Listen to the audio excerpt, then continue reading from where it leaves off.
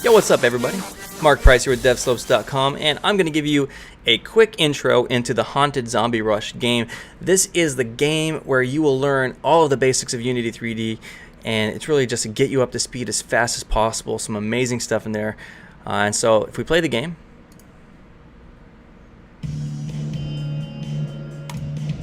he can jump, kind of like a little Flappy Bird.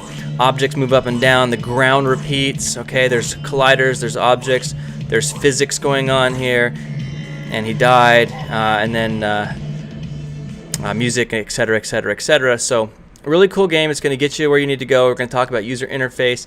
Of course, there is also assets in the game that you'll be importing and working with. You'll learn how to work with textures and how to move things around, and just get really familiar with the camera and environment and how to do scripting and things like that. Super awesome. Don't miss out on this one. You're going to learn a ton. But ready, set,